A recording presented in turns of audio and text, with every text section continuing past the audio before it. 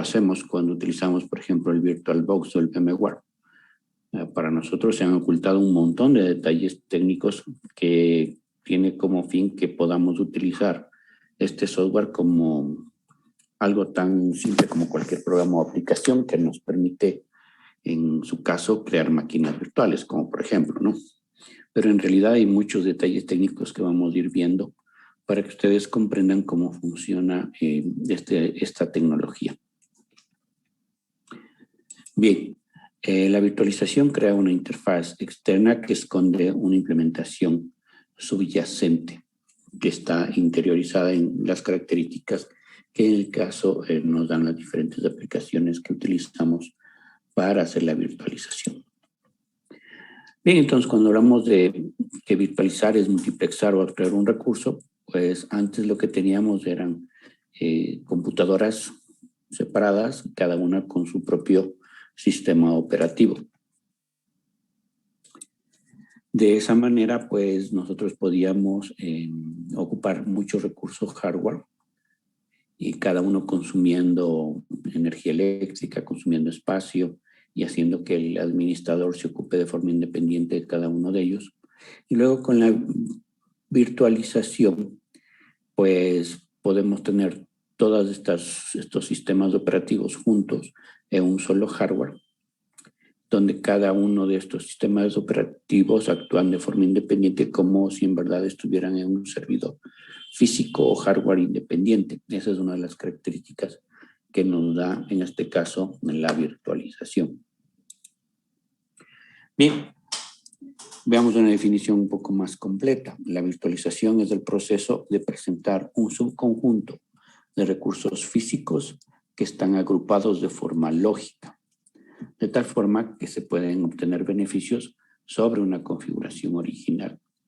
Entonces, en este caso, como vemos, y como vimos también en el gráfico anterior, esta característica de la virtualización de presentarnos todo como si fuera un subconjunto de recursos físicos, de tal manera que nosotros los podemos gestionar a través de un aplicativo, nos facilita pues muchísimo el trabajo, sobre todo a nosotros en el área de sysadmin, en las tecnologías de la información, para de forma mucho más rápida pues desplegar servidores y sistemas operativos y así brindar de una forma más rápida y eficiente servicios a una red o una organización. Bien, ¿y cómo ha venido evolucionando la virtualización? Veamos un poco de historia. ¿Cuál es el origen de la virtualización? El término de virtualización se lo empezó a usar en los años 60 y se lo conocía como pseudomáquina. Por tanto, como vemos, el tema de la virtualización en realidad no es un tema nuevo, porque viene desde los inicios de la computación. En los 70, IBM desarrolló varios sistemas con soporte a virtualización, como por ejemplo el IBM System 360 y el IBM VM 370. Un componente llamado Virtual Machine Monitor, o VMM, ejecutaba varias instancias de sistemas operativos sobre el hardware real. Hoy, para nosotros, una instancia es lo que conocemos como una máquina virtual, ¿no? Durante los 60 y los 70, este tema de la virtualización fue una idea muy popular.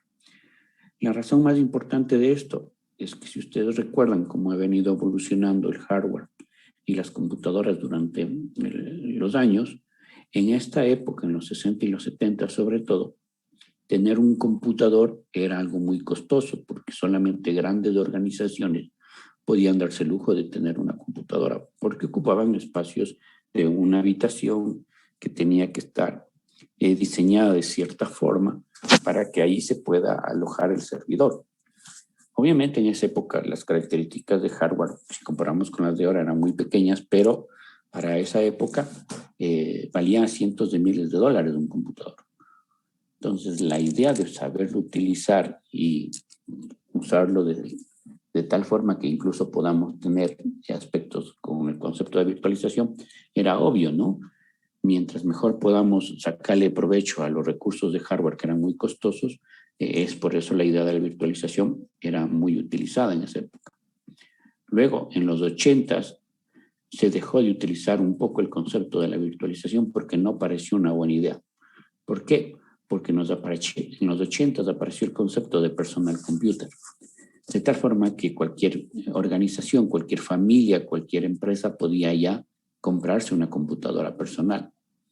Entonces el hardware se abarató, los sistemas operativos empezaron a ser multiusuario y todo el mundo podía acceder a una computadora. Entonces, al que todo el mundo pueda tener una computadora, hizo que el concepto de virtualización dejara de utilizarse dentro de la década de los 80. La idea vuelve a cobrar sentido a finales de los 90, es decir, que a partir de los 90 se vuelve a tomar en cuenta el tema de la virtualización porque se vio ya que era necesario que las funciones que se tenían en otras épocas y que se podía implementar en las computadoras que se tenían en los 90 podían ser bastante útiles y se les podía sacar bastante provecho. Bien, ahí vemos un ejemplo de cómo era una IBM System 360 y como ustedes ven es un departamento donde entran solo computadoras, ¿no? Y como nuestra computadora no es pequeña, ¿no? Es bastante grande y requería ciertas características físicas, tanto a nivel de energía eléctrica, refrigeración, entre otros, que tenía que ser implementado para poder ser utilizado, en este caso, esta computadora. Bien, ¿qué pasó en los 90? En los 90, en 1998, se funda la empresa VMware, que es la que ustedes conocen y algunos me imagino que todavía utilizan. En 1999, VMware lanza su primer producto que fue VMware Workstation. Esto sí fue una revolución, sobre todo para los que estudiamos en esa época, en finales de los 90, podíamos hacer las prácticas, podíamos instalar los sistemas operativos ya dentro de una máquina virtual. Imagínense, en toda la década del 90, si uno quería instalar 2 o 3 sistemas operativos en el equipo, pues tenía pocas opciones. O tenía un sistema operativo por equipo, o a su equipo le daba la posibilidad de múltiple arranque, ¿no? Si cuando prendía la computadora, ustedes tenían la oportunidad de elegir en qué sistema operativo iba a arrancar la computadora. Es decir, dividían su computadora de tal forma que al encenderse, seleccionaban si iban a arrancar en Linux, si iban a arrancar en Windows, si iban a arrancar en BSD o en el sistema operativo que ustedes hayan instalado. Y en esa época había muchas herramientas que permitían gestionar el arranque de la computadora. Con la aparición de VMware Workstation para Windows sobre todo, pues uno solamente tenía un sistema operativo y ya no tenía que estar apagando la máquina para pasarse al otro sistema operativo, sino simplemente dentro de nuestro propio sistema operativo podía arrancar una máquina virtual y probar, testear o utilizar un sistema operativo diferente al que teníamos instalado o incluso uno mismo con una diferente versión. En el 2003 aparece el sistema de virtualización Zen, que es bastante bueno, les comento, es un sistema de virtualización que fue muy popular en esos primeros años de la década de los 2000 y que venía en la mayoría de las distribuciones Linux. Por el 2005 y el 2006, los desarrolladores de los procesadores, tanto Intel como AMD, introdujeron tecnologías que permitían ayudar a la virtualización y ya no solamente por software, sino por hardware. Intel introduce su tecnología Vanderbilt, que se llama VTX, en arquitecturas de x86 y en el 2006 AMD introduce su tecnología Pacífica o MDB, que nos permiten habilitar en la BIOS, bueno, en esta época hoy ya viene por defecto en la BIOS de sus computadoras o de sus laptops las tecnologías de virtualización habilitadas. Pero en esta época, cuando uno compraba un computador nuevo, especialmente en la década del 2010 para adelante, uno tenía que entrar a la BIOS de la máquina y verificar o habilitar la virtualización por hardware. Esto ayudó muchísimo al rendimiento de las máquinas virtuales con nuestro software de virtualización. En el 2007, KVM se integra a la rama oficial del kernel Linux 2.6 en adelante. KVM es un nuevo sistema de virtualización que se introduce en el 2007 y que permite de cierta manera tener mejoras con respecto a los sistemas de virtualización que teníamos en ese momento para Linux como era Zen. Asimismo, en el 2007, VirtualBox se libera como software libre y podemos nosotros contar con VirtualBox desde el 2007, que ya fue una alternativa bastante importante a utilizar VMware. Porque recuerden que VMware luego se convirtió en una empresa que ya no daba productos 100% libres o gratis o de prueba, sino que ya empezó a orientarse más a brindar productos que es necesario pagar para utilizar. Y VirtualBox vino de alguna manera a resolver un poco ese conflicto que tenían ciertos usuarios para poder pagar una licencia de VMware. En el 2008, la empresa Cumranet, que era la empresa que estaba detrás de KVM, es comprada por Red Hat. Fíjense que KVM recién en el 2007 se lanza el kernel y en el 2008 ya fue comprada por Red Hat. En el 2008, Innotec, que era la empresa que estaba detrás de VirtualBox, es comprada por Sun Microsystems. ¿Ok? Pero en el 2010, Sun Microsystems deja de ser una empresa porque fue comprada por Oracle y por tanto VirtualBox pasa a llamarse Oracle VM VirtualBox, porque Oracle compró todos los productos de Sun Microsystems, o sea, compró toda la empresa y todo lo que traía dentro, ¿no?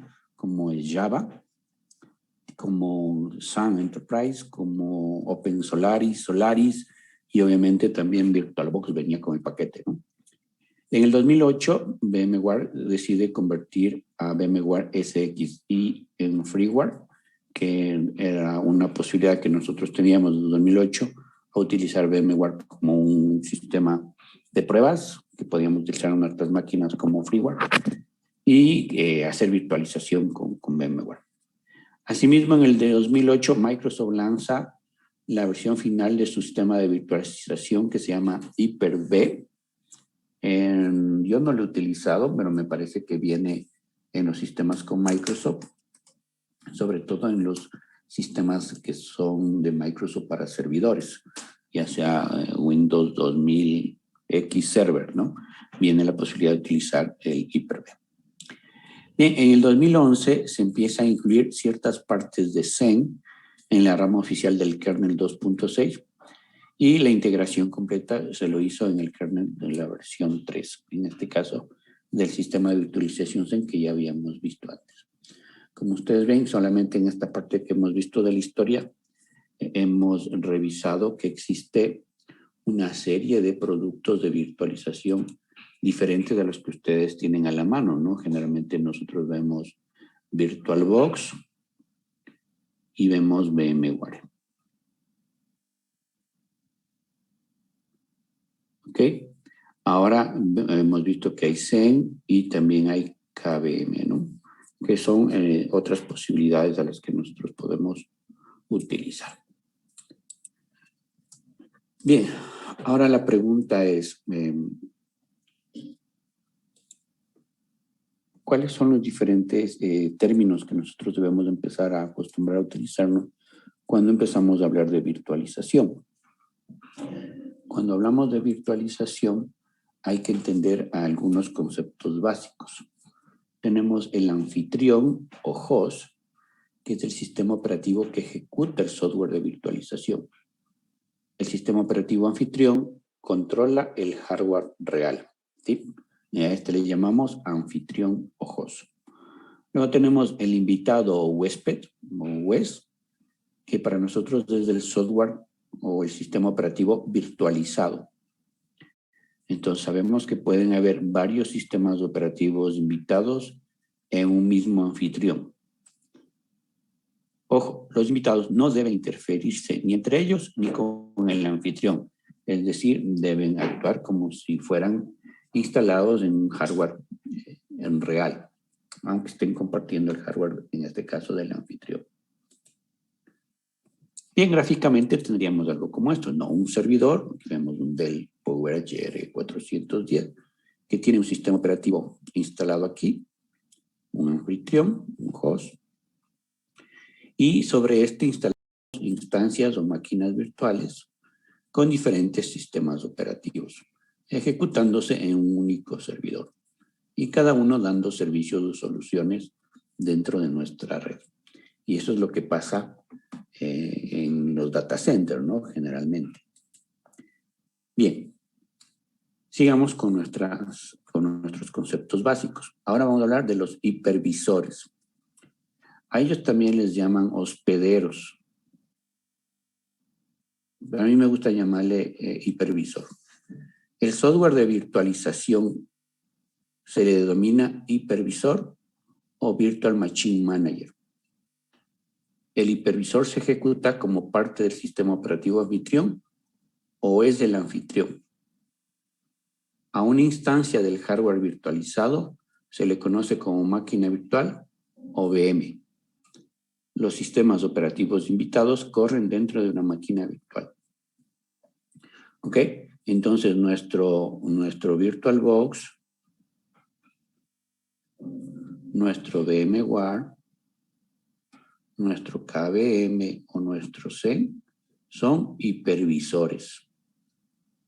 Estos se ejecutan en un sistema operativo anfitrión o son el anfitrión. Ojo con este concepto, ¿sí? Es decir, que yo en un momento dado, dependiendo del tipo de virtualización que yo quiero hacer, no necesito tener preinstalado un Windows para sobre ese Windows instalar el sistema de virtualización, sino que mi sistema de virtualización, mi hipervisor, se ejecuta como si fuera en realidad el sistema operativo y él gestiona desde ahí en adelante todas las máquinas virtuales. Por tanto, no va a ser un equipo donde yo podré instalar procesador de palabras, hoja electrónica, o podré instalar un navegador. Es decir, será un equipo que exclusivamente sirva para crear máquinas virtuales y que yo no podré tener acceso para hacer mis tareas cotidianas, ¿no? Eso hay que tener en cuenta. Bien.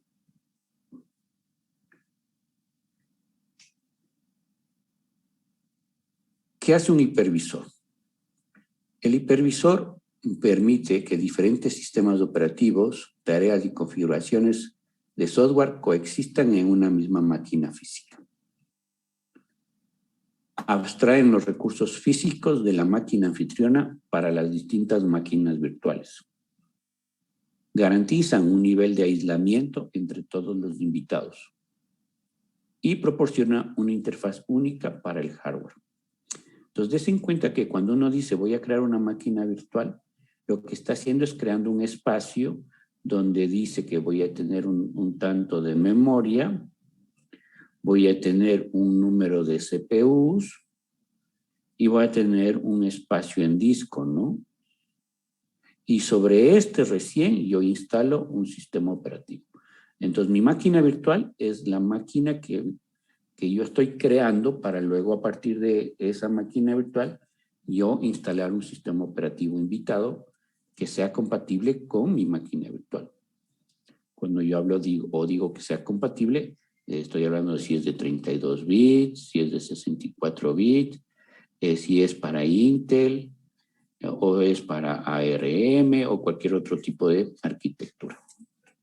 Eso hay que tomar en cuenta al momento de crear nuestras máquinas virtuales. Bien, hay dos clases principales de hipervisores. El tipo 1 y el tipo 2. El tipo 1 se llama nativo o bare metal. Aquí el hipervisor se ejecuta directamente sobre el hardware y gestiona los sistemas operativos invitados. El tipo 2 se llama hosted y en este caso el hipervisor se ejecuta en el entorno convencional de nuestro sistema operativo. Por tanto, el hipervisor representa una capa de software que se ejecuta sobre el sistema operativo anfitrión. Mirando esto, en nuestros computadores tenemos sistemas hipervisores de tipo 2, porque primero instalamos el Windows y sobre el Windows instalamos el hipervisor. ¿Ok? Entonces hay que mirar la diferencia entre un tipo 1 y un tipo 2. ¿Cuáles son los ejemplos del tipo 2? Por ejemplo, el VMware Workstation, el VMware Server, el VirtualBox, el QEMU, que es otro sistema de virtualización que generalmente no se utiliza solo, sino junto a KVM o Zen, y el Microsoft Virtual PC. ¿Cuáles son los de tipo 1? A los sistemas operativos, en este caso del tipo 1, se llaman también dominios de control y se ejecuta sobre el hipervisor. A los invitados se les denomina dominios lógicos. Ejemplos: Zen, Citrix Zen Server, KVM, la versión de VMware para servidores y el Microsoft Hyper-V. Como ven, aquí no está VirtualBox. ¿Cuál utilizaríamos para producción? Es decir, si yo voy a trabajar en una organización, la organización planea hacer todo un diseño para que sus equipos, su hardware, su arquitectura de redes utilice virtualización. ¿Qué opciones tengo? Les voy a instalar Windows y sobre Windows les voy a instalar VirtualBox o VMware Workstation. La respuesta es no. Si vamos a tener un sistema de virtualización para producción donde queremos sacar el mayor provecho al hardware y que nuestras máquinas virtuales tengan el mejor rendimiento posible, va a ser que elijamos un tipo de virtualización tipo 1. Es decir, que el hipervisor que vamos a utilizar para este tipo de virtualización es tipo 1. Y eso es algo que deben recordar. Ya para producción hay que elegir tipo 1. Bien, ahí vemos un ejemplo de cómo sería el tipo 1 con respecto al tipo 2. En el tipo 1 vemos que tengo el hardware y directamente sobre el hardware tengo mi sistema de hipervisor. Y sobre este nuestras máquinas virtuales y sus invitados. En el tipo 2 tenemos el hardware, el sistema operativo anfitrión, que puede ser un Windows, un Linux, y sobre ese recién instalamos el hipervisor. Y sobre el hipervisor recién vienen las máquinas virtuales con los sistemas operativos invitados. Como ustedes ven, en el tipo 1 y no tenemos esto, y por tanto ganamos en rendimiento, en mejor utilización del hardware, y nuestras máquinas virtuales, al estar más cerca del hardware, pues podrán rendir y utilizar el hardware de mejor manera. Bien, veamos tipos de virtualización. Hay dos tipos principales de virtualización. Hablamos de virtualización de plataforma y virtualización de recursos. Virtualización de recursos. La virtualización de recursos involucra la simulación de recursos, como por ejemplo, volúmenes de almacenamiento, espacios de nombres y recursos de red. Ejemplo de esto, discos write, gestores de volúmenes, por ejemplo, Linux LVM. Esto vimos en administración de sistemas operativos, me parece. O vemos en administración de sistemas operativos. Virtualización de almacenamiento, por ejemplo, montar un storage network o una red SAN. ¿Cómo es que hace en este caso la virtualización? Recuerden que el RAID, si yo tengo un RAID 1 y yo tengo dos discos, supongamos 1 tera cada uno, y al hacer un RAID 1 se ve como si fuera un solo disco de 1 tera. Porque está haciendo espejo. Todo lo que grabo aquí se graba acá. De esa manera yo virtualizo el recurso de almacenamiento al momento que yo hago, por ejemplo, este RAID 1. De tal forma que el sistema operativo va a ver esto como un nuevo disco de 1 solo tera, pero internamente están trabajando dos discos y se está replicando la información entre los dos discos, por decir algo, ¿no? Lo mismo ocurre con el tema de del gestor de volúmenes, con el LVM. Cuando usamos el LVM, en nuestro caso, ocurre que yo puedo tener, vamos a ver, tengo aquí el borrador.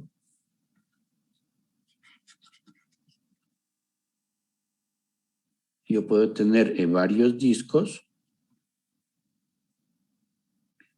y yo puedo unir todos estos discos como un solo LV con el tamaño de todos los discos. Entonces tengo aquí 1 tera, 1 tera, 1 tera y 1 tera, este sería de 4 teras.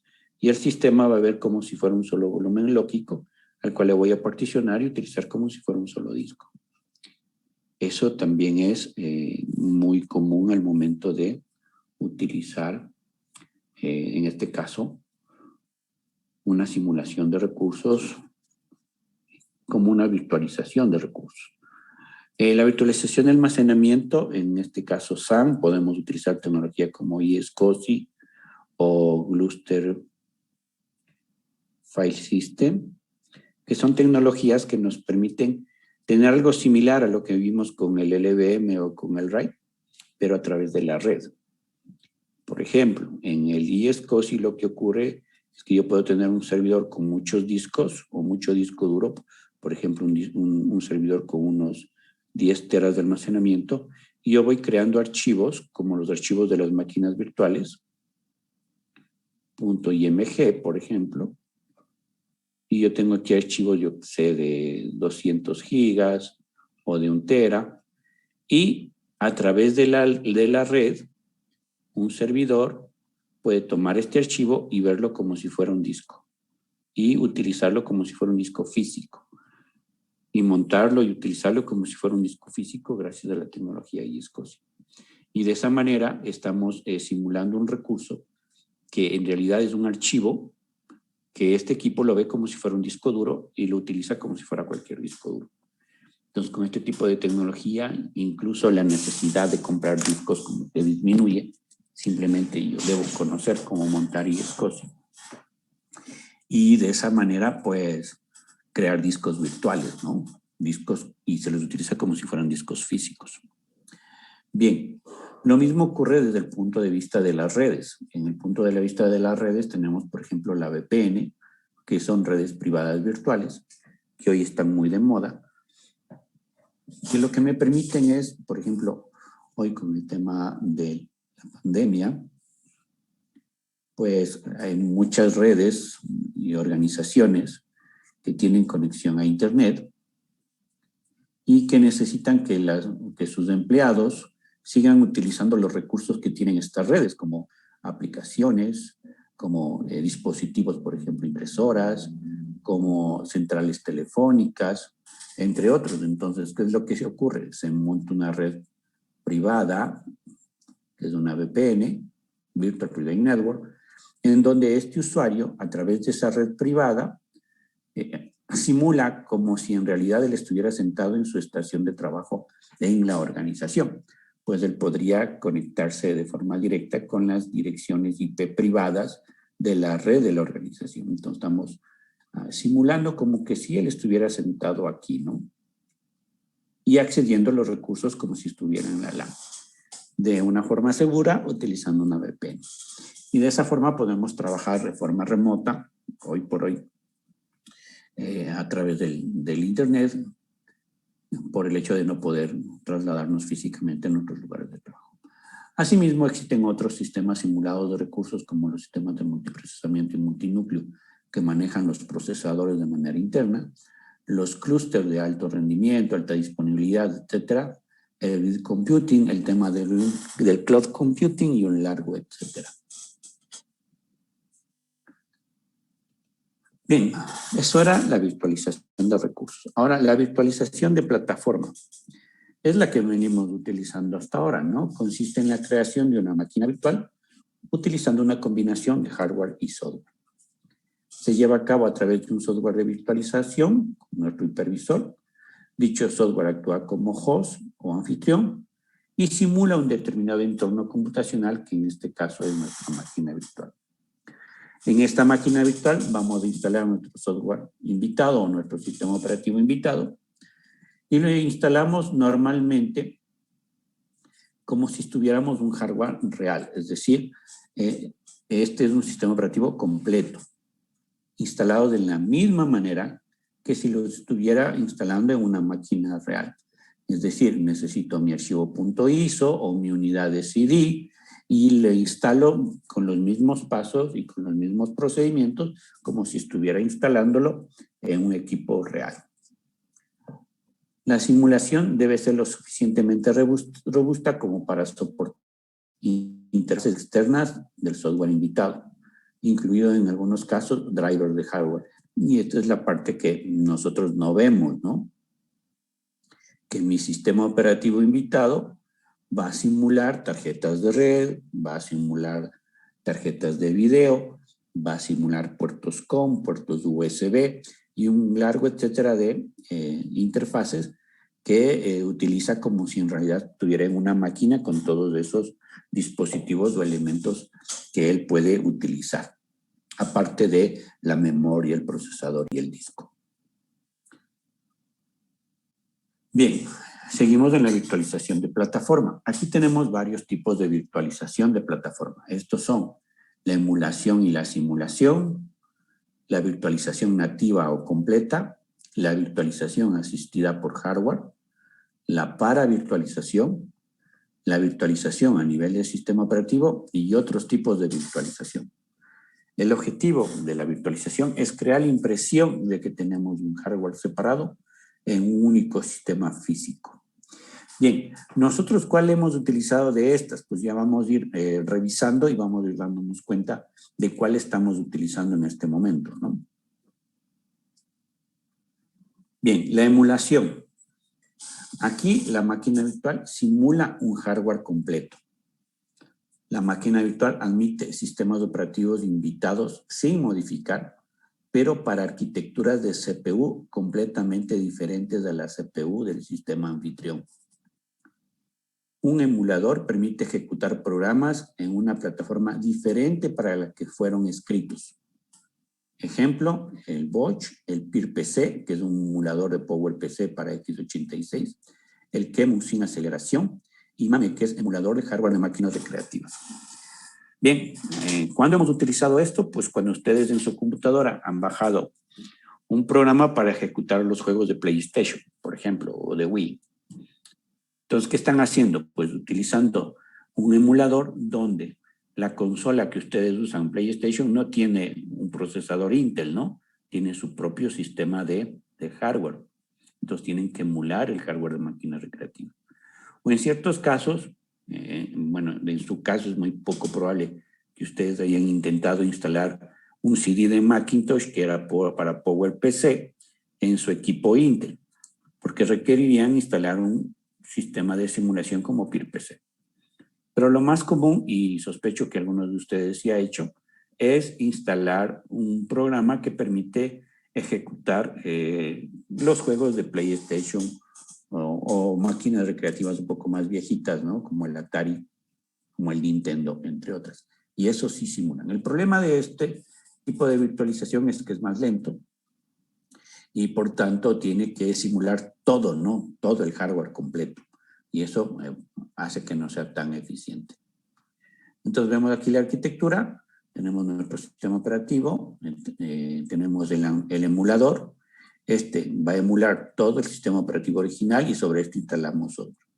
Las ventajas, simulamos hardware que no está físicamente disponible. Las desventajas, como les decía, bajo rendimiento y alto costo de computación, porque tiene que simular desde el hardware, desde el procesador.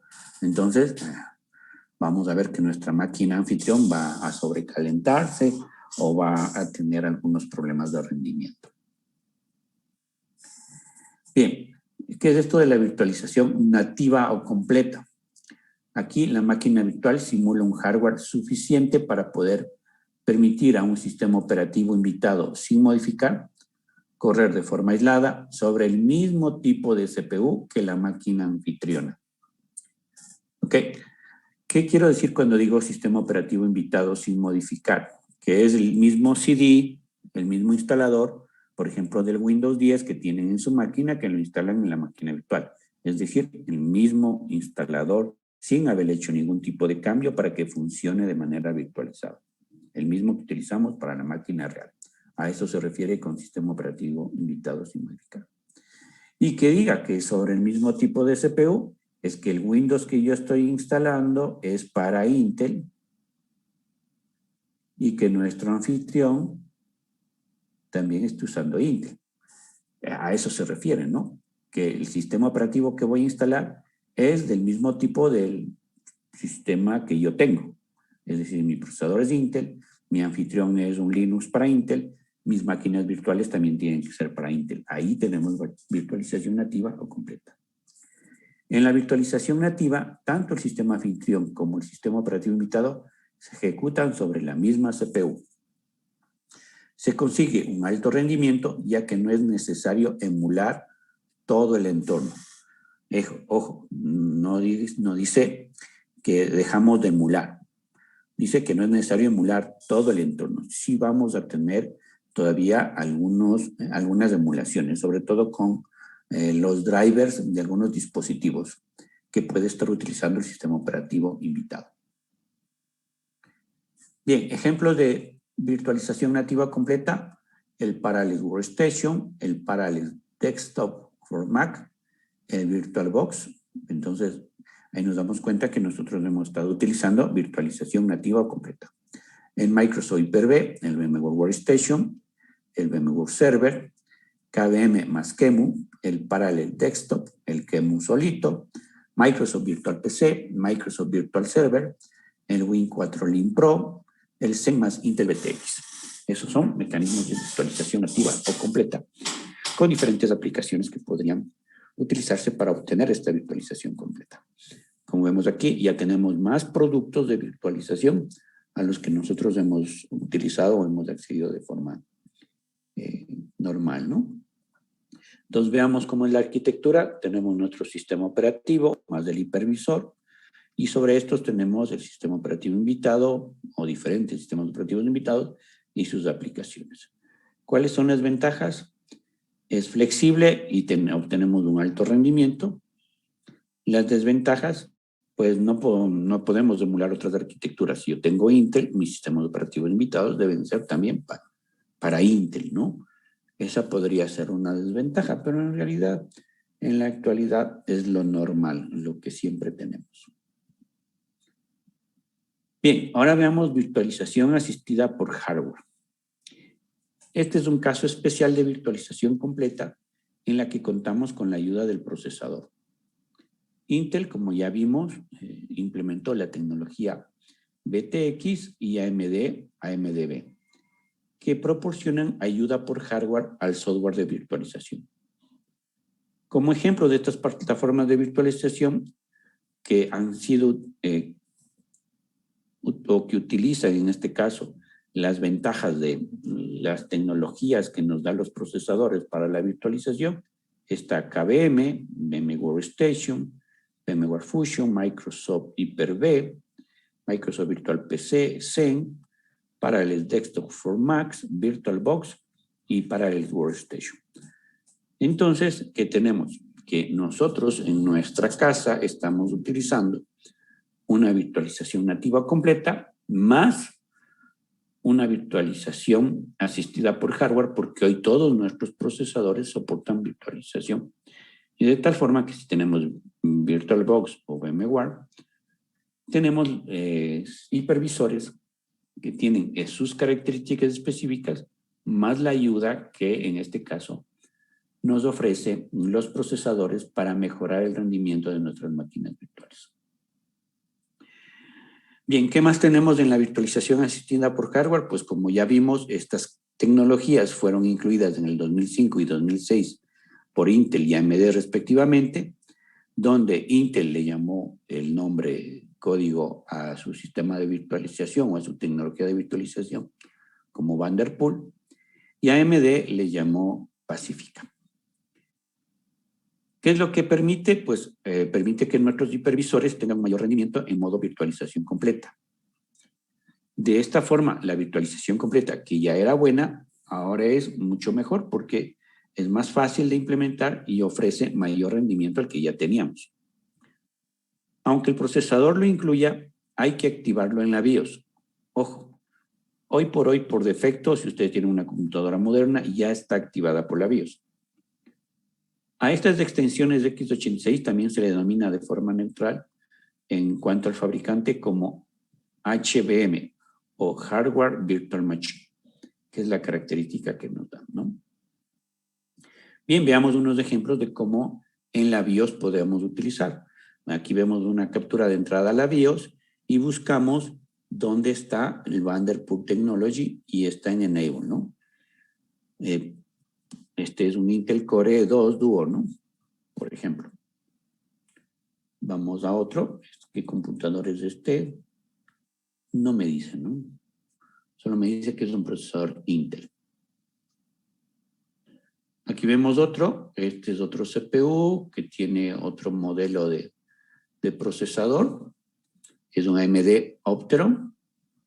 Nos dice que tiene el Secure Virtual Machine Mod en Enable, ¿no? Fíjense cómo entre un procesador y otro procesador no vamos a encontrar las mismas palabras, pero sí vamos a encontrar alguna terminología que nos hace entender qué es su característica de virtualización para poder activarla. Aquí tenemos otro procesador, aquí tenemos un servidor Dell, un PowerEdge R510. No me dice qué procesador es, pero sí se ha elegido la opción de virtualización, ¿no? Entonces dice Virtualization Technology Enable. Muy bien. Entonces esas son las características que nosotros podríamos utilizar para mejorar el rendimiento de la virtualización completa, habilitando en nuestra BIOS la virtualización por hardware. Pero como les dije, ya está activo en todos sus BIOS. Bien, vamos ahora al concepto de paravirtualización. Dejamos la virtualización nativa y completa y la virtualización por hardware y nos concentramos en la paravirtualización. Aquí la máquina virtual no necesariamente simula un hardware, sino que en este caso se va a ofrecer un API especial que solo puede utilizarse en un sistema operativo invitado modificado. Ojo, es decir, que ya no puedo utilizar yo mi sistema operativo invitado, el que viene por default, el que yo le instalo en hardware convencional, sino que necesito mi sistema operativo invitado diseñado para que funcione en un ambiente de paravirtualización. Las llamadas del sistema operativo invitado al hipervisor se denominan hipercalls. Un ejemplo, el Zen con un CPU estándar. Es el sistema de virtualización Zen, ¿no? Entonces, en este caso tenemos nuestro sistema operativo, nuestro hipervisor que es el Zen, y nuestros hipercalls que utilizan un sistema operativo invitado modificado, donde a él ya le podemos instalar nuestras aplicaciones. Las ventajas, hay un mayor rendimiento que la virtualización nativa, porque no necesitamos que el CPU soporte para la tecnología de virtualización. Las desventajas, necesitamos nuestro sistema operativo invitado modificado, es decir, que haya sido configurado para poder ser utilizado en un hipervisor para que funcione como para virtualización. Bien, virtualización a nivel de sistema operativo. Aquí el sistema operativo anfitrión virtualiza el hardware a nivel de sistema operativo. Esto permite que varios sistemas operativos virtuales se ejecuten de forma aislada en un mismo servidor físico. El sistema operativo invitado ejecuta el mismo kernel que el anfitrión. De hecho, son el mismo sistema operativo. Básicamente se consigue la virtualización instanciando la imagen del sistema operativo, tal como lo ven las aplicaciones. En otras palabras, no existe un hipervisor. Ejemplos de este tipo de virtualización tenemos FreeBSD Hiles, Solaris Containers, el OpenBZ, Linux Vserv, LXC Linux Containers, AIX Workload Partitions, el Parallel Virtuoso Containers, y Core Virtual Accounts, y me falta aquí poner uno que es Docker. También se le conoce como virtualización ligera o virtual host.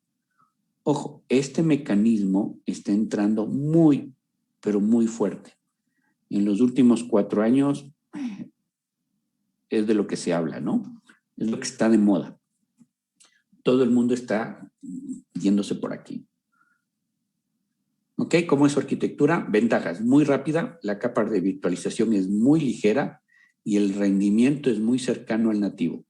Entonces tenemos nuestro hardware, nuestro sistema operativo y nuestros virtual hosts. Cada uno de estos virtual hosts se ven como si fuera un proceso, pero tiene su propio espacio de aplicaciones que tienen en común. Todos están corriendo o se ejecutan como si estuvieran instalados en este sistema, o que este sistema operativo es el sistema operativo que corre en cada espacio de contenedor. Entonces, cada contenedor se ve como un sistema operativo independiente, pero en realidad es el sistema operativo anfitrión. Desventajas: es difícil implementar un aislamiento completo. Esto ha mejorado muchísimo. Y no se puede virtualizar diferentes sistemas operativos. Sí, es complejo virtualizar diferentes sistemas operativos porque todos deben tener el mismo kernel, ¿no? En este caso. Entonces, si aquí tengo Linux, todos mis contenedores en teoría deberían ser Linux. Pero como les decía, estos últimos 5 años esto fue un boom y ha venido evolucionando de tal manera que muchas de las desventajas que se hablan se han ido de alguna manera reduciendo los problemas que existían en estos aspectos. Bien, otros tipos de virtualización, por ejemplo, virtualización de bibliotecas. Un ejemplo es el aplicativo Wine o Vino, ¿no? Wine. Es un subconjunto de APIs para Win32 que permite la ejecución nativa de aplicaciones Windows en otras plataformas como Linux, FreeBSD o Solaris. Entonces, ¿qué es lo que ocurre aquí? Que si yo tengo un Linux, por ejemplo, podría tener un Ubuntu, a este le instalo Wine, y sobre Wine yo podría instalar el Office o juegos. ¿De dónde? De Windows. Y yo podría en mi Linux, gracias a Wine, tener todas las librerías necesarias para que estas aplicaciones funcionen como si estuvieran en Windows, ¿no? Es lo que hace Wine. Hay otro tipo de virtualización que es la virtualización de aplicaciones. Consiste en ejecutar una aplicación usando los recursos locales en una máquina virtual apropiada. Estas aplicaciones virtuales se ejecutan en un pequeño entorno virtual que le proporciona todos los componentes que necesita. El entorno actúa como una capa entre la aplicación y el sistema operativo y elimina los conflictos entre las aplicaciones y entre las aplicaciones y el sistema operativo. Ejemplos: Java Virtual Machine. Bueno, ya no es de Sun, ¿no? Ya lo compró Oracle.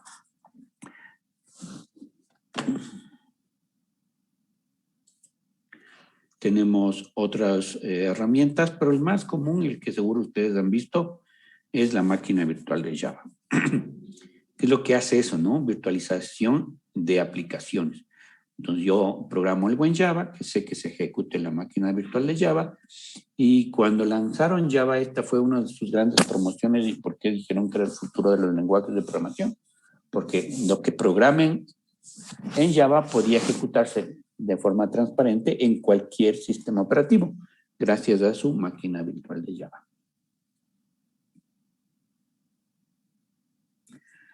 Bien, otro tipo de virtualización es la virtualización de escritorio. Esto es bastante interesante. Se llama Virtual Desktop Infrastructure, o VDI. Consiste básicamente en implementar el escritorio como servicio. Esta virtualización de escritorio es la infraestructura que permite hospedar a un sistema operativo de escritorio dentro de una máquina virtual. Estas máquinas virtuales se ejecutan en un clúster de servidores de forma centralizada y remota. El término fue acuñado por VMware. Ejemplos de compañías con soluciones VDI, pues hay VMware con el VMware View, Citrix, que es el que más se utiliza hoy por hoy, Microsoft también, Oracle, Red Hat, Univention, entre otros. Entonces aquí la idea no es darnos una máquina virtual, sino darnos un entorno de escritorio. Entonces uno tiene su nombre de usuario y su contraseña en el entorno de escritorio, entra con ese entorno al entorno de escritorio con ese nombre de usuario y contraseña y ya tiene preinstaladas las aplicaciones que va a usar. Entonces imagínense el siguiente caso, ¿no? La universidad tiene, por ejemplo, 10 licencias,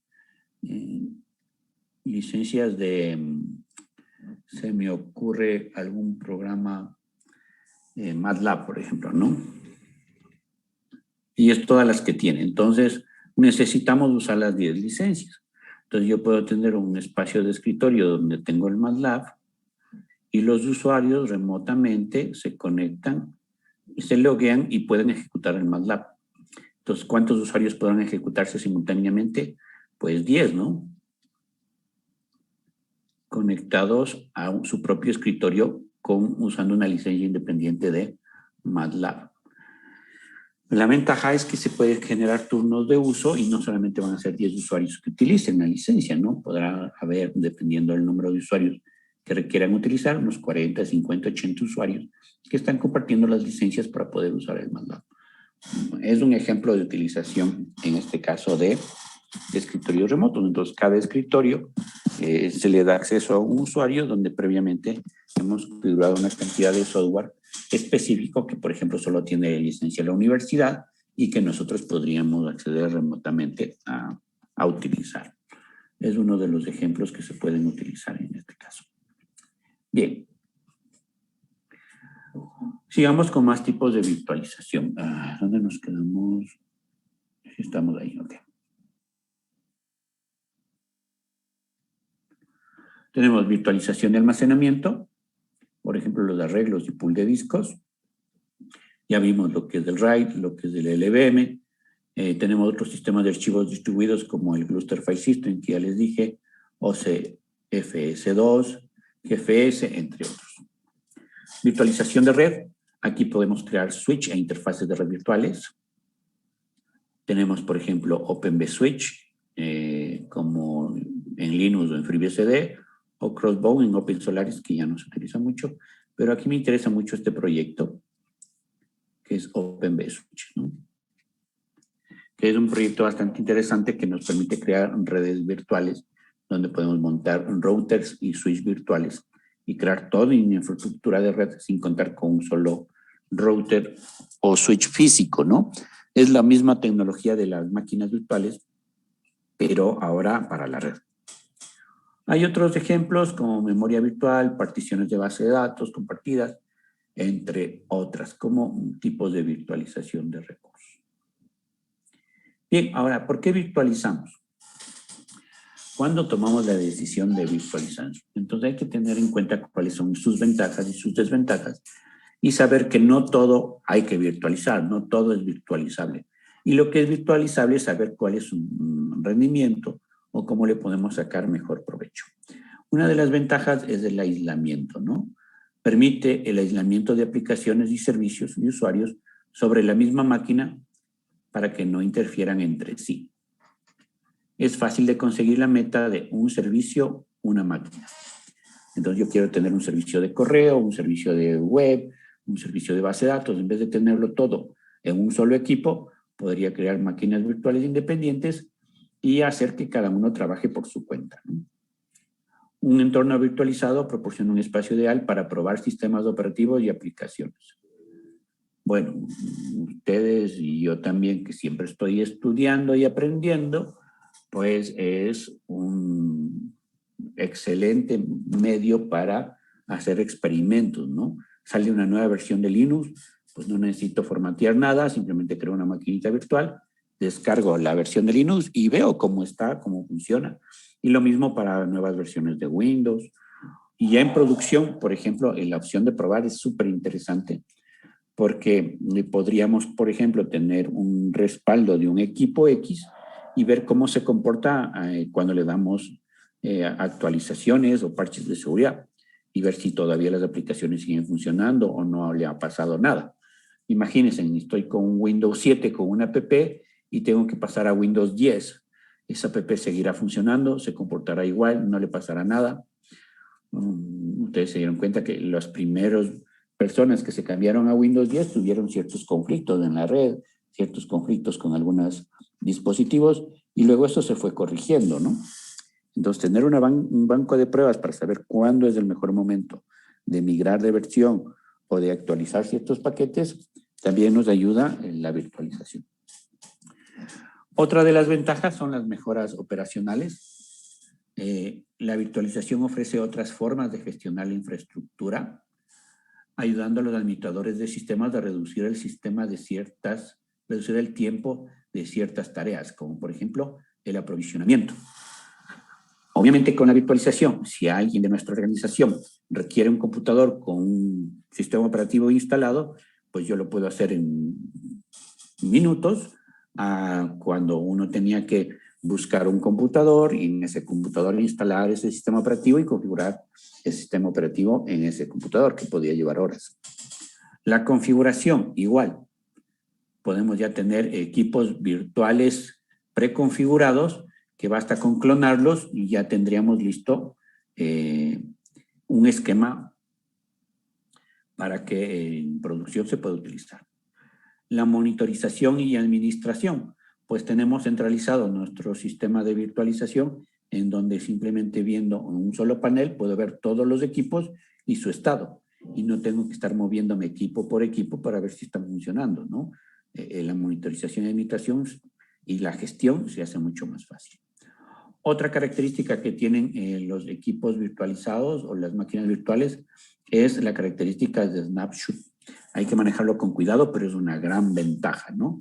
El snapshot refleja el estado del sistema. Una máquina virtual puede cambiar entre estados restaurando un snapshot en cuestión de segundos. Ejemplo, yo tengo una máquina virtual instalada, supongamos con CentOS 7, y tengo, yo que sé, instalado varios servicios, ¿no? Podría tener instalado Mail Server, el Web Server, y se me ocurre que le voy a instalar un nuevo servicio. Entonces yo podría aquí hacer un snapshot en este momento, ¿ok? Y después de haber hecho el snapshot, se me ocurre que le voy a instalar un nuevo servicio, supongamos una base de datos y alguna aplicación web, ¿no? Y por alguna razón lo que yo hice dañó el sistema y la regó. Metí mal el dedo, borré, dañé, se desconfiguró, dejó de funcionar todo. ¿Qué hago? Simplemente regreso al snapshot que yo estaba y todos los cambios que hice posterior al snapshot, pues como si nada. El equipo se restaura al último snapshot que estábamos trabajando. Entonces hay mucha gente que le gusta tener varios snapshots. Supongamos que esto funcionó correcto, hace un snapshot 2 y yo podría moverme al estado 1 o moverme al estado 2 cuando yo quiera. Y de esa forma, pues yo voy guardando estados, ¿no? Estados del sistema. Su VirtualBox, su VMware, tiene la opción de snapshot, que es bastante útil para regresar a un estado anterior o volver a un estado en el que nosotros sabíamos que todo estaba funcionando de manera correcta, por ejemplo. No lo utilizan como respaldos, ojo. No usar como respaldos. Yo tengo bastantes amigos que por hacer esto perdieron su trabajo. Bueno, no bastantes, pocos, pero algunos amigos sí perdieron su trabajo por usar el snapshot como respaldo. ¿Por qué? Porque se murió la máquina virtual. No tenían un respaldo de toda la máquina virtual. Y bueno, restauremos. Sí, tengo el snapshot. ¿Y la máquina virtual? No, esa se perdió, pero tengo los snapshots. ¿Y de qué me sirve el snapshot si la máquina virtual no está respaldada? El snapshot solo es un estado de la máquina virtual. Si no tengo toda la máquina virtual, yo puedo tener todos los snapshots del mundo, que no es un respaldo. El snapshot solo es un estado de la máquina virtual. Por tanto, hay que respaldar la máquina virtual y respaldar los snapshots. Entonces, hay que tener en cuenta ese tema. Bien.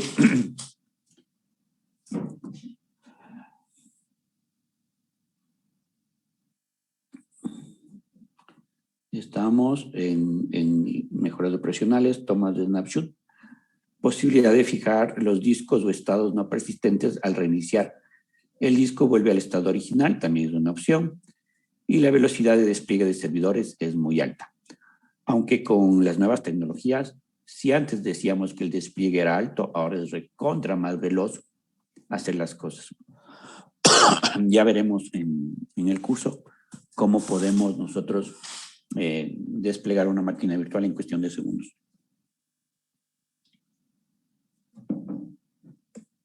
Bien, otra ventaja es la consolidación de servidores y optimización de la infraestructura. ¿Por qué? Porque al tener 5 o 10 servidores físicos, uno para cada servicio subutilizándose, pues podemos aprovechar toda la infraestructura de hardware que ya tenemos. Entonces, se pueden ejecutar varios servidores y servicios en una misma máquina, por ejemplo, email, DNS, web, base de datos, y fácil cumplir un servicio en una máquina como ya habíamos visto. Menos servidores físicos implican una menor inversión y menores gastos, como cuáles, gastos de instalaciones, gastos de consumo eléctrico, gastos de enfriamiento. El aire acondicionado funciona mejor con menos equipos que con más equipos. Y otra característica que podemos hacer con nuestras máquinas virtuales es configurar temas relacionados a la alta disponibilidad. ¿Qué significa alta disponibilidad? Pues recuperación ante caídas de forma rápida, disponibilidad de realización de copias de seguridad de sistemas completos, así como la migración de entornos virtuales entre máquinas sin interrumpir el servicio, facilidad en la gestión de balanceo de carga en el trabajo, facilidad en la actualización de hardware de equipo. Esto es súper chévere porque ustedes dicen, bueno, mi máquina virtual ya está full, necesito más memoria. Simplemente aumentar la memoria de la máquina virtual. Necesito más procesador, pues aumento en 2 o 3 núcleos. E incluso puedo, y en la virtualización, si lo hacemos de forma planificada, ampliar los tamaños de los discos, ¿sí? Entonces, mi disco ya está solo de 100 gigas, ahora necesito 200 gigas. Bueno, se puede buscar la manera de ampliar y se puede ampliar los discos, porque recuerden que nuestros discos duros de nuestras máquinas virtuales son archivos y lo que se hace es ampliar el tamaño del archivo. Claro que no es tan sencillo como decirlo, pero no es tan difícil hacerlo también. Bien, mejoras en la gestión y seguridad de entornos de escritorio. ¿Por qué? Porque tenemos mejoras en el despliegue, gestión y monitorización de entornos de escritorio, ya sean locales o remotos, bajo cualquier sistema operativo. También nos facilita la ejecución de software heredado. Podemos seguir ejecutando software heredado de sistemas antiguos, virtualizados en sistemas modernos. Esto es muy clásico en nuestro medio. Vamos a un centro de datos, tienen su rack, tienen sus computadoras, ¿no es cierto? Tienen el rack, ahí tienen los servidores, los switches y todo lo demás, pero siempre tienen en una parte arrumado un CPU viejito ahí, que nadie le toca. ¿Y por qué no está ese CPU en el rack? Pues porque es un sistema hecho en Fox o hecho en Visual Basic que hace una tarea específica y que utiliza no sé quién en la organización. Y es una máquina, un clon, por lo general, que sabemos que la fuente de poder es lo primero que va a dañarse. Sabemos que la mainboard o la tarjeta madre se va a dañar. Sabemos que en cualquier momento el disco duro va a fallar. Entonces, estos tres componentes son los que van a morirse, ¿no? Sí o sí, en cualquier momento. ¿Ok? Entonces, ¿qué ocurre? Que podríamos nosotros crear una máquina virtual y pasar esta tecnología viejita a una máquina virtual. Y de esa forma deshacernos de este punto de fallo que sabemos que es una bomba de tiempo que cualquier rato va a dejar de funcionar. Bien, evaluación de prueba de sistemas operativos y aplicaciones, que ya vimos, pues en un entorno virtualizado nos proporciona un espacio ideal para probar sistemas operativos y aplicaciones, incluso software de diferentes procesadores y sistemas operativos. Y también lo podemos utilizar como entorno de pruebas para el estudio de la seguridad informática. Es decir, podemos tener una máquina virtual llena de virus, gusanos y troyanos y malware. Incluso hay en Internet máquinas virtuales listas para descargar llenos de este tipo de problemas, donde uno puede empezar a estudiar en un ambiente controlado, en una red controlada, cómo estos actúan y cómo podrían contagiar a más máquinas y hacer algunas investigaciones al respecto, ¿no? Bien, ¿cuáles son las desventajas de la virtualización? ¿Cuándo no debemos virtualizar? No virtualizamos cuando tenemos fallos en el hardware y eso podría ser más grave de lo que fuera algo normal, ¿no? Imagínense, antes yo tenía 3 servidores físicos, uno con web, uno con DNS, uno con mail, y ahora tengo un solo servidor, cada uno con una máquina virtual, con nuestro DNS, con nuestro web y nuestro mail. Y se muere esta máquina. Pues se me murieron las 3 que tenía ahí dentro, ¿no? Entonces, una falla de hardware puede ser mucho más grave. Entonces, esa puede ser una desventaja de la virtualización. ¿Cómo evitamos eso? Pues con respaldos y dando alta disponibilidad. Y esa sería otra desventaja, es más caro en ciertos aspectos, ¿no? Bien, el crecimiento del número de servidores a administrar. Claro, como ahora es fácil crear máquinas virtuales, antes yo tenía 3 y ahora se me ocurre que tengo 10 máquinas virtuales a gestionar. ¿Por qué? Porque es tan fácil crear máquinas virtuales que yo creo y sigo creando, y eso puede ser un problema. Puede ser un problema en el sentido de que puede ser una desventaja, ya que debo invertir más en formación y software. Si yo no he tomado precauciones y no he hecho un análisis bueno de cómo debo realizar la virtualización, podría tener problemas de rendimiento.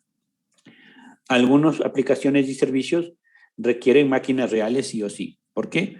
Porque son aplicaciones devoradoras de recursos, porque necesitan estar consumiendo muchísimo procesador, muchísima memoria, muchísima escritura de disco de entrada-salida. Entonces, hay ciertas aplicaciones que sí, en verdad, necesitamos que estén en un equipo real. Otro tema, las licencias. Ojo con esto. En el tema de las licencias, cada software instalado en una máquina virtual necesita su licencia. Entonces, si ustedes se crearan 10 máquinas virtuales y las 10 tienen Windows, ¿dónde están las 10 licencias?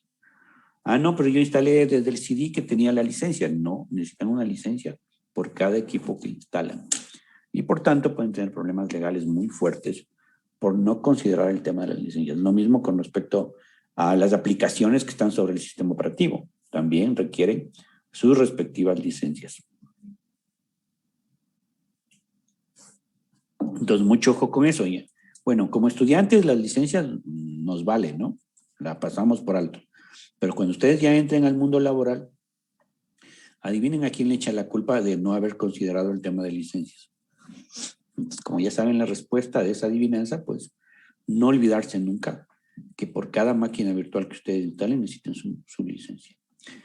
Copias de seguridad. ¿Por qué es una desventaja el tema de las copias de seguridad? Porque ahora ya no saco respaldos de la base de datos, ahora saco respaldo de las máquinas virtuales. Y por tanto las máquinas virtuales, en este caso, requieren de más espacio. Entonces ya no saco una copia de yo qué sé, 20,000 registros que tiene mi base de datos. Saco una copia del disco duro de la máquina virtual. Entonces necesito espacio y ancho de banda para la realización de copias de seguridad de muchas máquinas virtuales completas. Y eso requiere no solamente más espacio, sino inversión en tecnologías de respaldos. Bien, tecnologías de virtualización. Entonces, las tecnologías de virtualización podemos destacar las siguientes, ¿no? KVM, que es la que nosotros vamos a usar en el curso, como tipo 2 o tipo 1. ¿Sí? Recuerden ahí cuándo vamos a usar, en este caso, el tipo 2 y el tipo 1. Pero KVM es un sistema de virtualización a nivel de kernel que nos permite tener a nuestro sistema como un sistema de virtualización en producción, ¿no? También hay Xen, tenemos VirtualBox, tenemos VMware Workstation y el VMware, la parte del servidor, ¿no? Entremos a algunos de esos sitios para darnos una idea de cómo funciona. También hay Microsoft Hyper-V y ahí está la bibliografía. Vamos entrando a cada uno para darles una pista de cómo están funcionando. Vemos esto y vamos al primero. Vamos, KVM. ¿Dónde está la página de KVM? Esta es la página de KVM.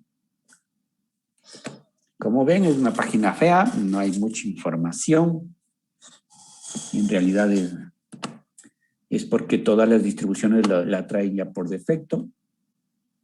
Pero nos dice que KVM viene su nombre de Kernel Based Virtual Machine y es un sistema de virtualización full virtualización, ¿no? Requiere sí o sí que tengamos habilitado virtualización por hardware, si no, no funciona, Intel, VT o AMD. Y vemos que consiste en un módulo del kernel, ¿no? Y como está a nivel de kernel la virtualización, es una virtualización para producción. Vemos por aquí que hay un montón de blogs que hablan de la virtualización. Podemos verle de las herramientas de virtualización. Pero aquí podemos encontrar su estatus, ¿sí? Podemos encontrar cuáles son los invitados que soporta. Entonces ahí tenemos un resumen, ¿no? ¿Qué podemos instalar en KVM? Windows Business Server, 2011, el 2012, Windows 2008. No sé qué tan actualizado esté esto. Vemos Windows 10, ¿sí? Windows 7, Windows Vista, Windows XP. A nivel de Linux, pues todos los CentOS, fíjense que no está actualizado a CentOS 8, por ejemplo, ¿no? No está 100% actualizado. A nivel de Enterprise Linux, está Enterprise 5.4. Fedora está hasta el 18, no es un listado actualizado. Red Hat Enterprise, Scientific Linux, Trixbox, la línea de Debian, Ubuntu, SUSE. Bueno, todos estos son Linux, ¿no? A nivel de Unix tenemos OpenBSD, FreeBSD, Debian, NetBSD, PSBSD, Darwin. Este es el antecesor de Macintosh. En un rato me lo voy a descargar. Tengo curiosidad de ver cómo funciona.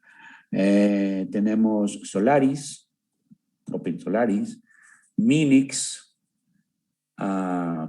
QNX, bueno, y otros, ¿no? Incluso estos sistemas ya son muy viejos. Como vemos, ahí está lo que en teoría dice la página. Como les decía, es una página fea, ni siquiera está completamente actualizada, pero es uno de los sistemas de virtualización más utilizados hoy por hoy. Bien, aquí tenemos cuáles son algunos productos. Escogí Management Tools, que son algunos productos que nos permiten gestionar KVM. ¿Qué es lo que nosotros vamos a usar de estos? Bueno, se puede usar cualquiera de ellos, pero nosotros vamos a utilizar el Build Manager, podemos usar Birch y podríamos utilizar, bueno, Promote, no sé si esté contemplado en la materia, pero podemos usar Promote también. Y otro más que tenemos por ahí, que es un sistema web que podríamos también utilizar. Pero aquí están algunas herramientas que nos permiten gestionar KVM. Y ahí tenemos las características de KVM, ¿no? Que están de las principales con respecto a KVM. Entonces, cómo maneja la memoria, los dispositivos, los USB, entre otros. Bien, ahí está un blog sobre los avances de KVM. No está tan antiguo, este sí está actualizado. Y lo tenemos ahí. Bien, otro que teníamos en el listado era Zen, zen.org.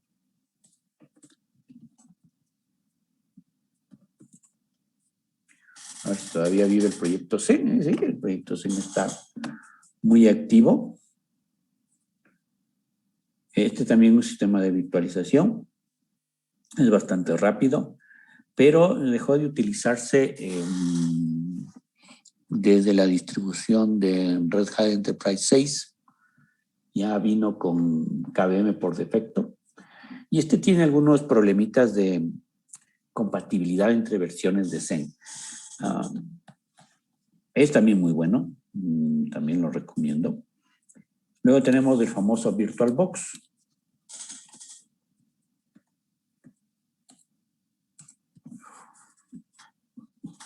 Ya está en su versión 6.1.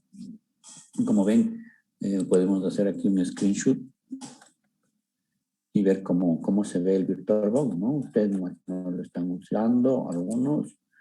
Ahí está la parte de descargas, ahí para descargar para Windows, para OS X, para Linux, para Solaris. Y siempre les recomiendo cuando usen VirtualBox, descargues en el Extension Pack e instalen el Extension Pack de la versión que tengan instalada. Eso les va a permitir tener mejores características de sus máquinas virtuales. Bien, si usan VirtualBox. Ahora tenemos VMware. Y yo siempre me pierdo en esta página de VMware. No es tan fácil, ¿no? Esta página de entender. Bien, ahí está todas las opciones de VMware. Ahí están sus aplicaciones, sus productos. Productos para la nube, y un largo, etcétera. No sé cuál ustedes instalaron, creo que es el Play el que se usa, ¿no? ¿Alguien me comenta, por favor, de VMware qué están usando ustedes? ¿Qué versión?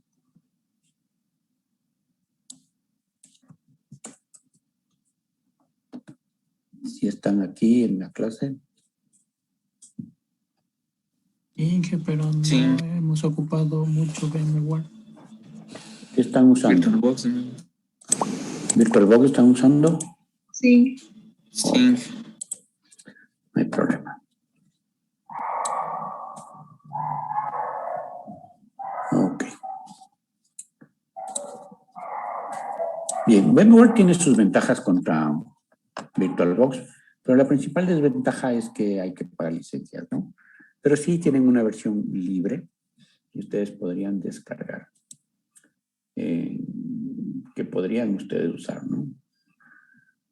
Con respecto al VMware, si tenemos, ¿dónde están soluciones de productos? No me sale el listado de productos. Network, Marketplace.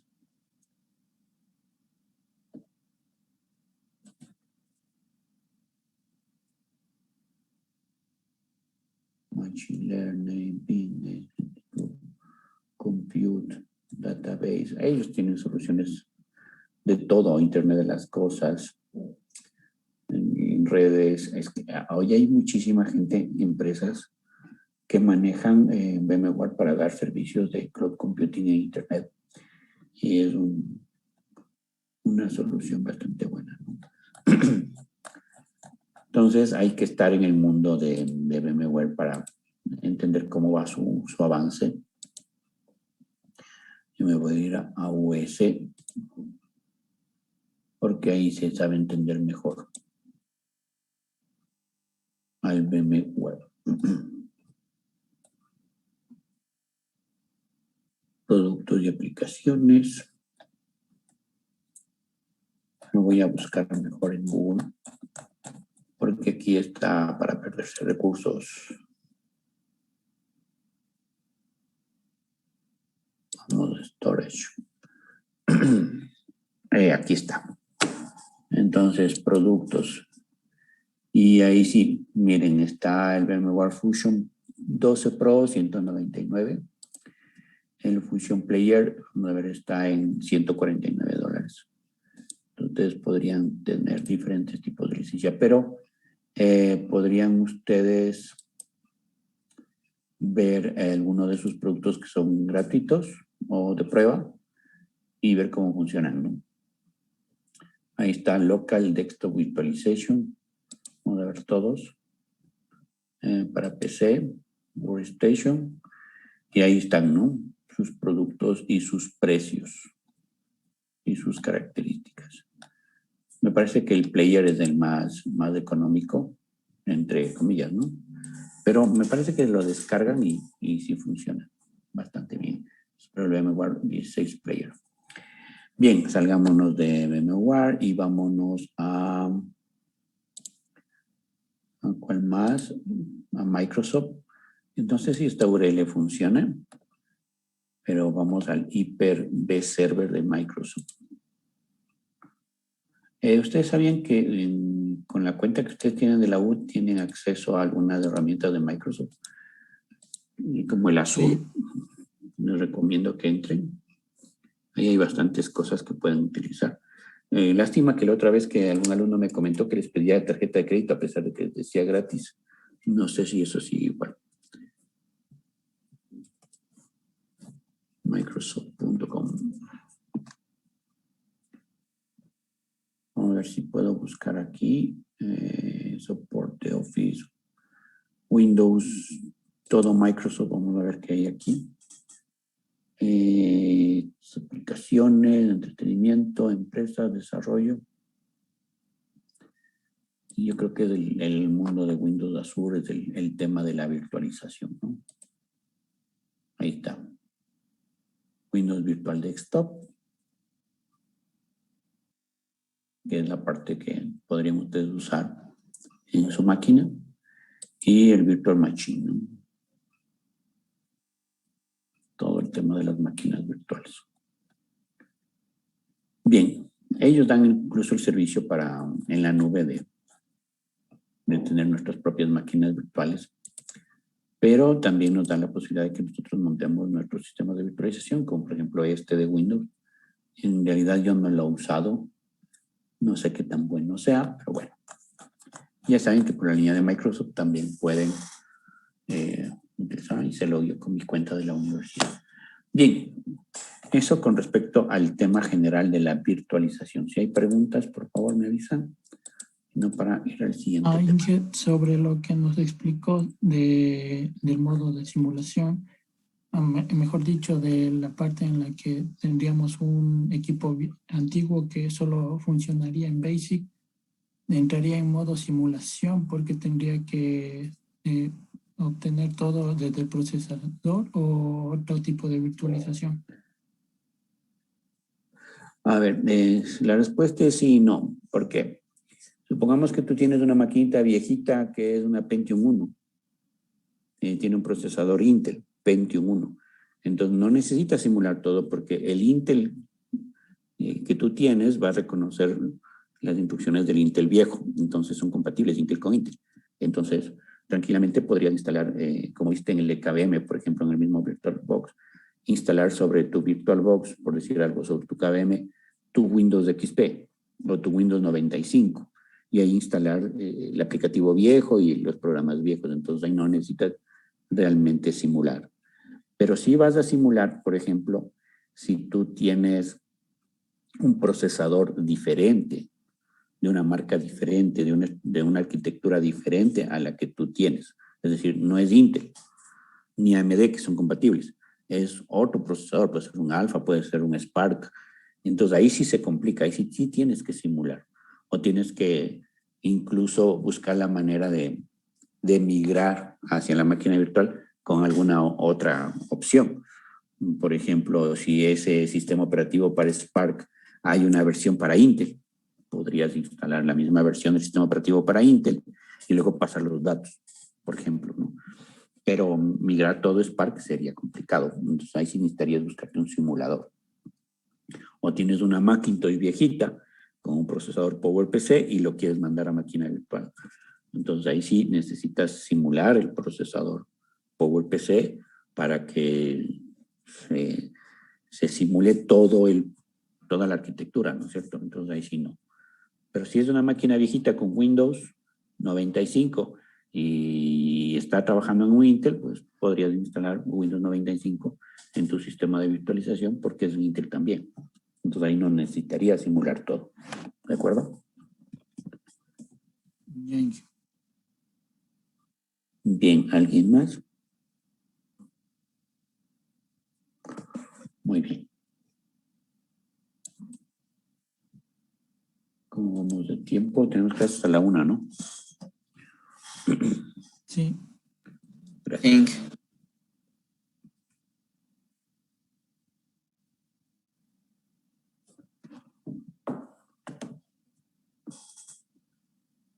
Bien. Vamos a ver la teoría de KVM y la siguiente clase vamos a instalar nuestro KVM. Así que para la siguiente clase yo necesito que hagan la tarea que dice virtualización anidada, que consiste en que me escriban un ensayo acerca de lo que es la virtualización anidada y me digan cómo es la virtualización anidada en VirtualBox, cómo es la virtualización anidada en VMware y cómo es la virtualización anidada en KVM. Conceptos, ventajas y limitaciones de la virtualización anidada es lo que debe estar en el ensayo. La longitud del ensayo es de entre 2 y 4 páginas.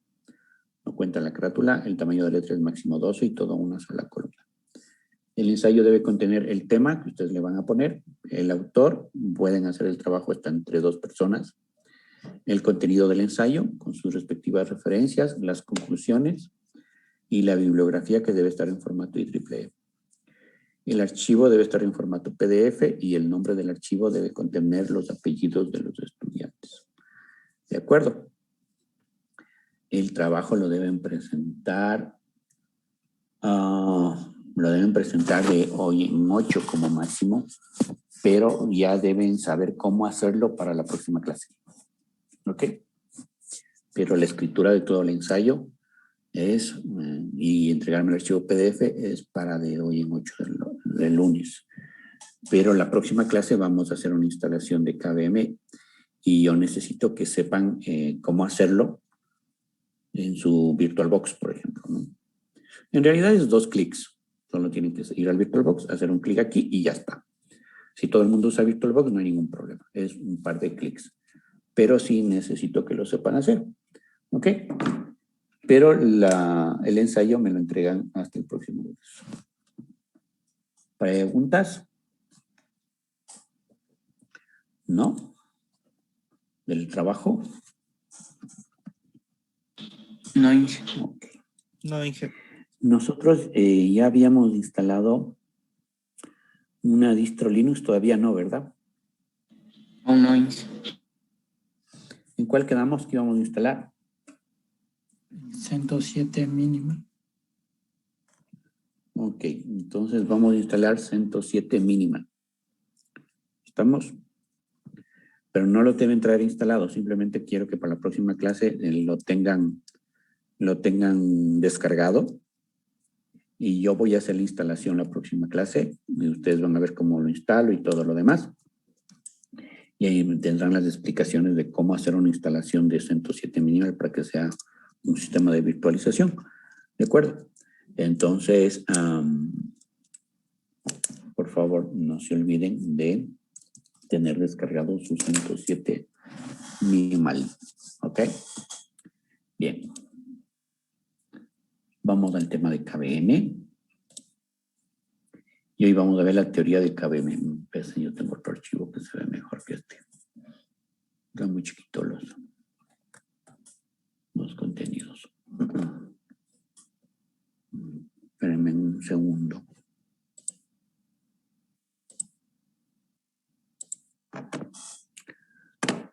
Arquitectura, diapositivas.